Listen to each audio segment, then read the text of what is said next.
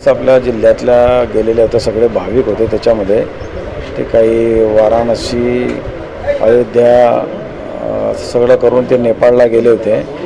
त्याच्यामध्ये एक बस सुरक्षित होती, पण एक बस दरीत कोसळली, 400 फूट दरीमध्ये कोसळली आहे आणि त्याच्यामध्ये काही लोक घायल झालेले आहे। रेस्क्यू काम सुरू झालेलं आहे। तिथे सगळी नेपाळ गव्हर्नमेंटची टीम पोहोचली आहे। सगळ्या सूचना इथून आदरणीय रक्षाताई, आदरणीय गिरीश भाऊ यांनी दिलेल्या आहे। दोघांची बोलणं झालेलं आहे, कलेक्टर साहेबांनाही सांगितलेलं आहे आणि तिथे त्यांची नेपाळ गव्हर्नमेंटची टीम जाऊन त्यांनी मदत कार्य सुरू केलेलं आहे।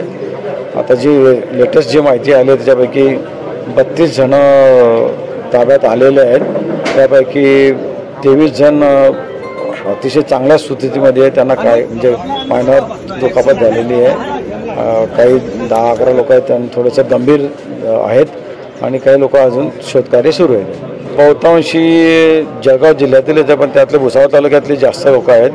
वरणगाव, तळवेल, पिंपळगाव अशा भागातली सगळी लोक आहेत।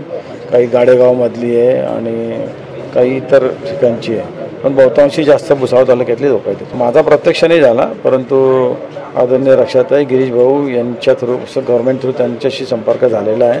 कलेक्टर साहेबांनाही सगळी माहिती दिली आहे, तेही सगळं अपडेट होऊन ते त्याच टचमध्ये आहेत। ते सगळं आपण सुद्धा रवाना होत आहे का? आमचे प्रयत्न चाललेले आहे की कसं कोणत्या जवळचा मार्ग आहे, कसं लवकर पोहोचता येईल आणि आवश्यकता असली तर जरूर जाण्याचा प्रयत्न मी करतो आहे। सगळं शोध सुरूच आहे, तो कसं जाता येईल लवकर ते। पण तिथे जायलाही मार्ग असा खडतर आहे, म्हणजे काठमांडूपासून 120 किलोमीटर, पण ते डिस्टन्स बाय रोड गेलं तर 6-7 तास लागणार आहे।